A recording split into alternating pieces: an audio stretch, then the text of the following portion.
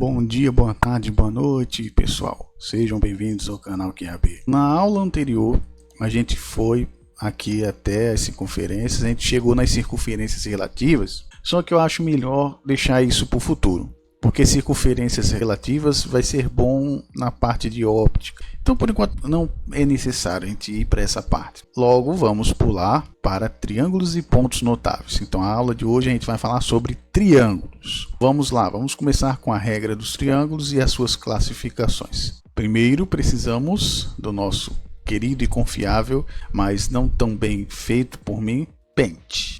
Vamos para o pente aqui. Lembra-se do último exercício do plano? No último exercício do plano, a gente viu 3 pontos para se definir o plano. Isso aqui saiu meio feio. 3 pontos são necessários para definir um plano, ok? O triângulo, eles são segmentos nesses 3 pontos, como vocês podem ver aqui. Que pontos, segmentos de pontos não colineares formam um triângulo, como eu acabei de mostrar para vocês aqui. Vamos entender a composição de um triângulo.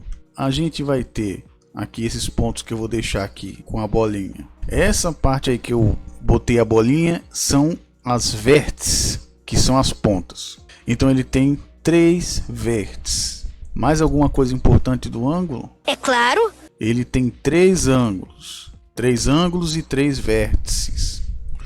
Mais alguma coisa importante do ângulo? Sim.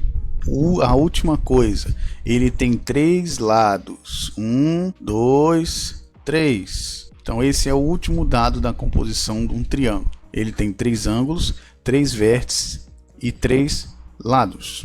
Agora, falando mais um pouquinho sobre os ângulos, deixa eu botar aqui. Se a gente pegar aqui e fechar, vai ter um caso que vocês já conhecem. Nossa, saiu uma bosta. Nossa, que bosta! É isso mesmo que eu botei. A soma dos ângulos de um triângulo tem que dar 180 graus. A soma dos ângulos de um triângulo tem que dar 180 graus. Mas enquanto aos ângulos externos, também dá para a gente fazer isso aí. Vamos deduzir os ângulos externos agora com vocês. Vamos lá, vamos deduzir aqui. Já deu para perceber aqui que também vai dar 180. Olha aqui a brincadeira aqui boa. Olha aí, ó. Lembra-se desse xizinho aqui, ó, das últimas aulas aí, ó. Todas as coisas que foram aprendidas nas últimas aulas aqui, ó, os ângulos que foram aprendidos.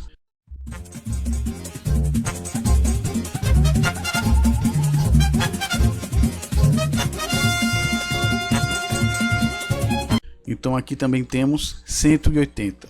Para se achar um ângulo externo, você só precisa somar com 2 ângulos internos que sejam opostos aí. Vamos fazer um exemplo aqui. A gente tem aqui um ângulo externo, então isso aqui é um ângulo externo, e os internos aqui. Os internos vão ter o valor de 60 e esse daqui vai ter o valor de 20. Então, logo, x será igual a 80. O maior ângulo, ele deve ser oposto ao maior lado. Ou seja, o maior lado, ele tem que ser oposto ao maior ângulo. Sempre eles serão opostos. Vamos a alguns exemplos aqui. 2 exemplos. Suponhamos que esse aqui seja o ponto A, esse aqui seja o ponto B e esse aqui, na verdade, seria os ângulos, né? Esse aqui seria o ângulo C. Da mesma forma aqui, o A vai estar aqui em cima, aí aqui vai ter o B, logo aqui, e o C. Vamos colocar valores agora. Esse aqui é o 8, esse aqui vai ser o 5 e esse aqui vai ser o 6. Seguindo aquela regra, o maior lado tem que ser oposto ao maior ângulo. E seguindo outra regra, o menor ângulo ele tem que ser oposto ao menor lado. Construindo esse raciocínio, o menor ângulo aqui, vamos construir aqui. Nós temos o C lá embaixo, que é oposto ao 5. Nós temos o B e nós temos o A. Seguindo as premissas que nos foram dadas do triângulo, o C ele é menor que o B, porque ele é oposto ao 5, que é menor que o A, porque o A é oposto ao maior lado. Então espero que vocês tenham entendido a lógica daqui do triângulo. Então existem duas coisas para um triângulo ele ser um triângulo. O lado maior tem que ser oposto ao maior ângulo e o lado menor tem que ser oposto ao menor ângulo. Vamos ver outro caso aqui desse triângulo, botando as mesmas ideias. Se eu botar os valores aqui, 5, 5 desse lado e 2 aqui. A regra mudou em alguma coisa? Vamos tentar deduzir aqui. Esse aqui é um caso muito especial em que existe uma igualdade. Vocês estão vendo aqui esse lado 5 e 5, eles são iguais. E o A ele está invertido ao menor ângulo aqui. Então não fugiu muito da regra, apesar de que o triângulo mudou a sua forma geométrica. Outra regra importante é que nenhum lado ele pode ser maior do que a soma dos outros dois lados, porque senão o triângulo não fecha. Por exemplo, um triângulo 4, 5, 20. Triângulo 4, 5, 20 seria desse jeito aqui. Teria o 20 aqui, aí aqui o 4 e aqui o 5. Aí, que porra é essa, mano? Que porra é essa, marreco? Você tá vendo que ele não consegue fechar, porque o 4 aqui com o 5 é menor do que o 20. Então aqui já quebrou a regra já. Nenhum lado pode ser maior do que a soma dos dois lados que estão opostos a ela, senão dá isso aqui. Agora vamos à classificação dos triângulos. Dentro dos ângulos dos triângulos. Aqui eu desenhei para vocês 3 tipos de triângulos diferentes. O do meio é conhecido como o acutângulo. Aqui desse lado temos o retângulo. E aqui nós temos o obtusângulo. Todos eles têm um acento aí no ângulo, mas eu não vou botar não. Qual é a relação de ângulos que tem em cada um deles? A primeira é a mais fácil de todas. Então a gente sabe que isso aqui é um obtusângulo, ele é obtuso. Se ele é obtuso, esse ângulo que ele tem aqui, ele tem que ser maior do que 90 graus. Então o obtusângulo, ele sempre vai ter um ângulo que deve ser maior do que 90 graus. O acutângulo, ele precisa ter 3 ângulos agudos. Sempre ele terá 3 ângulos agudos, que são menores que 90 graus. E o retângulo é fácil demais. Retângulo é o mais fácil de todos. Ele possui um ângulo reto de 90. Vimos agora a relação dos ângulos. Agora eu vou desenhar aqui para vocês a relação dos lados. Aqui nós temos vários tipos de triângulos. Vamos falar sobre cada um deles. Esse aqui é o mais clássico de todos, que é o que nós conhecemos como o equilátero. Estamos falando aqui em relação aos lados. Agora, a gente falou anteriormente sobre ângulos. Agora a gente está falando sobre lados. Esse aqui é o isósceles. Esse aqui do lado também é um isósceles, tá certo? E esse último aqui, esses dois últimos triângulos aqui são conhecidos como escalenos ou escaleno. Quais são as propriedades dos lados? Quando nós dizemos que um triângulo ele é equilátero, ele possui 3 lados iguais. Cada um deles individualmente é 60 graus e somam 180. O isósceles possui 2 lados iguais. Por que isso é importante? Para a questão dos ângulos também. Você pode relacionar o que você viu anteriormente sobre os ângulos com os lados. Porque existem triângulos que são isósceles e também você viu na parte anterior que ele realmente tinha 2 lados iguais nas regras lá do triângulo. Existe esse aqui, ó, que é um isósceles também, esse aqui do lado, esse caso aqui, que esses ângulos aqui vão ser iguais, esse e esse aqui. Aí aqui a gente vai ter, ó, ângulos iguais, como vocês viram lá no exemplo do triângulo que eu mostrei para vocês. Agora o caso do escaleno, ele é bem diferente, porque os ângulos eles são diferentes. Ele possui 3 ângulos diferentes. Mas agora no caso aqui desse acutângulo aqui, pode ser que exista um ângulo de 90 graus que pode ajudar a gente. No caso, se ele for um ângulo reto, que não é o caso daqui. Só botei só para exemplificar. Mas se for um ângulo reto, por exemplo, se eu pegar aqui, ó, e introduzir um ângulo reto aqui pode ter 3 lados diferentes, mas um a gente sabe que é um ângulo reto de 90 graus. Então ele pelo menos tem um lado que a gente consegue saber. O escaleno é uma das partes mais difíceis dessa parte de triângulos, porque geralmente ele tem 3 lados diferentes. Geralmente não, ele tem, porque senão ele não seria escaleno. Resumindo, equilátero, ele possui lados iguais, todos os lados são iguais. Isósceles, 2 lados iguais. Escaleno, 3 lados diferentes. Bom, espero que vocês tenham entendido o básico do básico sobre os triângulos, tá ok? Agora o resto é com vocês, como diria o All Might. O All Might quando falou pro Deco lá, minha parte tá feita. Agora é a vez de vocês fazer a parte de vocês. Fechando agora o assunto dessa parte de triângulos, a gente vai falar agora sobre pontos notáveis. Pontos notáveis a gente não vai usar muito na física, mas eu coloquei aqui porque de uma vez em outra vem alguma ideia que você precisa ter, alguma noção desses pontos notáveis vai aparecer de vez em quando. Então é bom você saber, pelo menos, o que é cada coisa. Então vamos começar pelo primeiro ponto notável, a famosa mediana. Vou pegar aqui, vamos fazer um acutângulozinho aqui. Aqui a gente tem o acutângulozinho e agora a gente vai tirar a mediana aqui. A gente precisa ter 2 noções quando a gente fala de mediana, porque a mediana ela é um traço, ela se inicia no vértice e termina no ponto médio oposto. Então o que seria o ponto médio? É a primeira coisa que a gente precisa saber. Então vamos lá, uma coisa de cada vez. Então se a gente pegasse aqui, ó, e dividisse em 2 partes aqui, a gente teria, deixa eu pegar aqui uma bola aqui para simbolizar o ponto médio. Então aqui, ó, aqui é uma noção do ponto médio.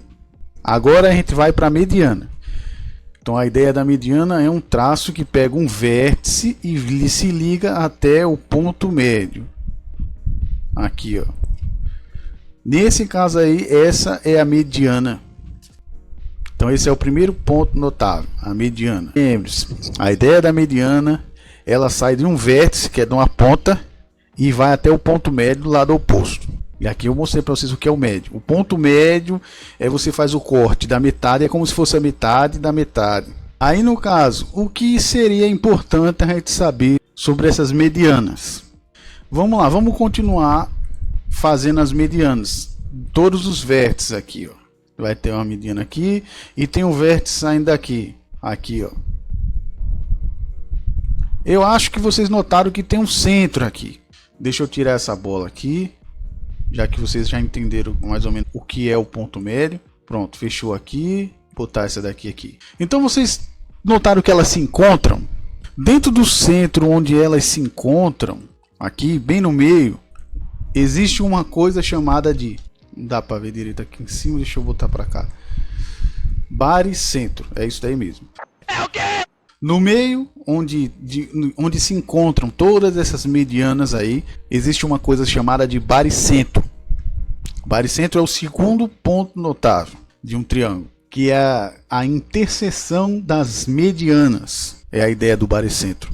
E o que o baricentro marca? Ele marca o centro de gravidade de um triângulo. Essa é a ideia básica do baricentro. Agora está na hora de outro ponto notável muito importante. Esse aqui vira e mexe, cai em alguma questãozinha de física, que é a bissetriz. A bissetriz ela tem a ver com o ângulo.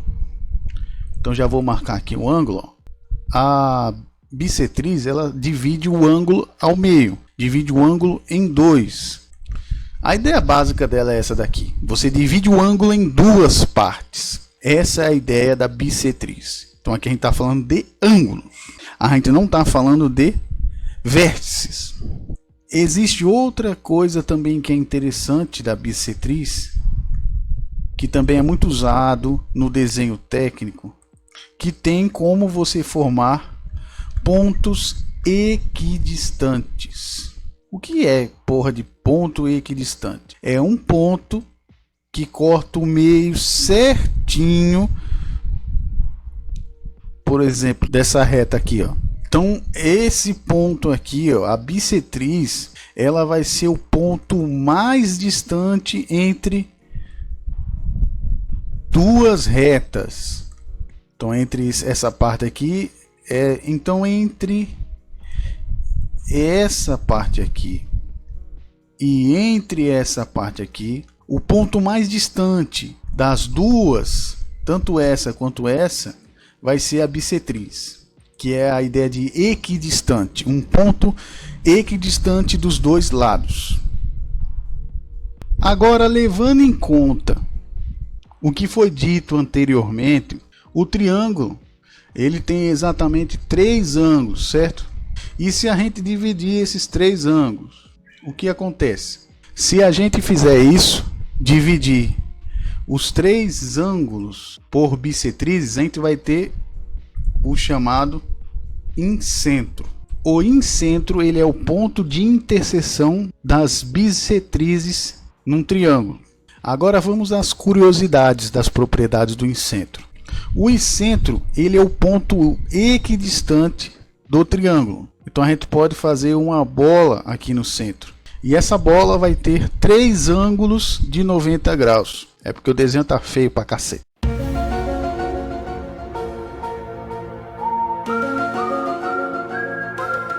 Agora vamos falar sobre os 2 teoremas. A bissetriz ela possui 2 teoremas. O teorema da bissetriz interna e o da bissetriz externa, aonde a divisão de um lado vai ser igual ao outro. Então se a gente botar A sobre B, ele tem que ser igual a C sobre D, porque a bissetriz ela não divide o ângulo ao meio, então existe uma proporcionalidade entre elas. A externa, deixa eu fazer a externa aqui. Se a gente tem um ângulo aqui, ó, e tem um ângulo externo aqui, a gente pode fazer a mesma regra, só que com algumas mudanças.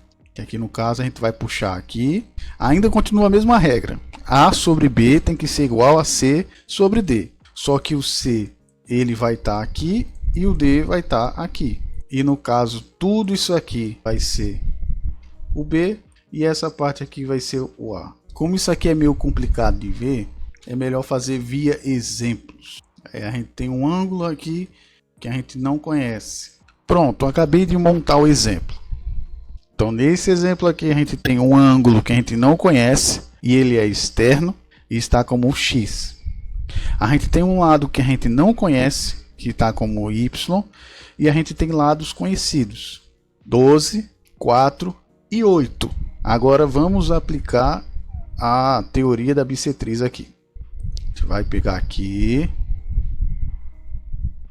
Aqui eu já fiz a montagem desse cálculo, que é a regra que eu mostrei anteriormente, que é essa daqui, A sobre B, que é igual a C sobre D. E aqui os valores de A. Então aqui nós temos quem é o A, quem é o B, quem é o C e quem é o D. O D é a incógnita que nós queremos achar. Logo, nós podemos achar essa incógnita, que é o valor que eu botei aqui como Y, através da bissetriz externa. Essa regra da bissetriz externa, que é um pouquinho diferente da interna. Existe outra nomenclatura? Sim, existe outra nomenclatura. Mas por enquanto a gente não vai entrar na nomenclatura exata, porque a nomenclatura exata seria B sobre M, que é igual a C sobre N. Essa é a nomenclatura certa, mas por enquanto a gente vai fazer a B sobre CD, fica mais fácil. Vamos ao próximo ponto notável. O próximo ponto notável é o ponto da altura. A noção desse ponto de altura vai nos dar noção do que nós chamamos de ortocentro. Mas vamos por partes, tá certo? Vamos começar pelas alturas. O que é as alturas? As alturas são as divisões do vértice a o ponto de apoio do lado oposto. Tá, mas o que desgraça tem de diferença dele para os outros? A diferença é que ele vai fazer ângulos de 90 graus. Essa é a diferença. Ele vai fazer ângulos de 90 graus aqui que vão ser como se fossem bases de apoio. E o centro dessas bases de apoio nós chamamos de ortocentro. Nesse caso aqui específico, a gente vai encontrar 3 ângulos retos de 90 graus. Só que existem tipos de triângulos que tem um só, tem tipos que só tem dois ângulos retos. Nem sempre terão 3 ângulos retos. Então é uma coisa que é para vocês notarem, que muitas vezes eles podem sair do próprio triângulo. Deixa eu fazer um exemplo aqui de um obtusângulo. Aqui, pegar aqui, vir aqui. Aqui. A única base de apoio que ele vai ter dentro dele mesmo vai ser essa daqui. As outras bases de apoio vão ser essa. Aqui, ó. A base que está dentro do obtusângulo só vai ser essa. Aqui. As outras vão estar fora do obtusângulo, como eu estou mostrando aqui nesse desenho. Ou seja, nem sempre a gente vai encontrar o ortocentro dentro do triângulo certinho, como eu acabei de mostrar aqui para vocês com o obtusângulo. Às vezes eles vão estar fora do triângulo. Vou pegar, por exemplo, vou pegar o exemplo anterior aqui. Se eu quisesse projetar o ortocentro desse obtusângulo aqui, ele estaria mais ou menos para cá, ó. Lá para cá, ó. Se eu fosse projetar o ortocentro dele, estaria mais ou menos para cá. Você está vendo que já saiu fora totalmente do obtusângulo. Então essa é uma ideia. E finalmente a gente vai agora para o último ponto notável, que é a mediatriz. A mediatriz ela é uma reta perpendicular ao ponto médio. Ou seja, lembre-se lá que a gente falou do ponto médio? Então a gente tem aqui a reta, aí a gente vai dividir essa reta aqui, ó. Vamos pegar aqui para dividir ela. Pegamos aqui, e aqui é o ponto médio. Vamos supor que aqui, nessa parte aqui, é o ponto médio. Então a mediatriz, ela vai pegar aqui, perpendicular aqui, assim. Ela vai ser perpendicular ao ponto médio. Essa é a ideia básica da mediatriz. E para que ela serve? A mediatriz, a junção das mediatrizes dentro de um triângulo, elas vão dar o ponto chamado de circuncentro. E que desgraça é isso de circuncentro? Significa que a gente consegue botar uma bola aqui certinho. A gente consegue botar no centro uma bola. E se a gente consegue botar uma bola no centro, a gente consegue também descrever um triângulo. Então essa é a ideia básica do circuncentro, como vocês podem ver. Eu não vou ficar muito tempo nisso aqui, eu só queria mostrar para vocês que ela existe, tá certo? Eu não vou estar explicando muito sobre isso daí, mas a ideia básica é essa. Então o circuncentro ele mostra a circunferência, ele consegue dar uma circunferência a um triângulo, que no caso é a circunferência circunscrita, que é a mesma coisa de botar uma bola e você conseguir ocupar o triângulo, botar um triângulo dentro de uma bola. Isso significa a circunferência circunscrita. Aí vem a pergunta, sempre vai dar no meio do triângulo circuncentro?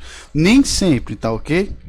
Nem sempre vai depender do triângulo. Muitas vezes você vai achar um triângulo que o circuncentro dele é fora dele, para você ter uma ideia. Então nem sempre vai bater com o centro. Existe um cara chamado Euler, que ele faz um cálculo, que é o cálculo de Euler, que ele consegue prever vários desses pontos aqui, desses pontos notáveis, sem precisar estar fazendo o que eu estou mostrando para vocês aqui.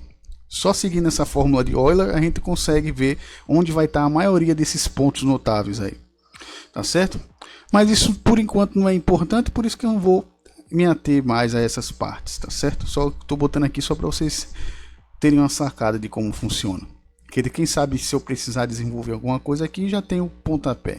E por hoje é só. Eu acho que a gente já falou tudo que tinha que falar sobre triângulos. Falamos de todos aqui. Então até a próxima aí, galera. Valeu!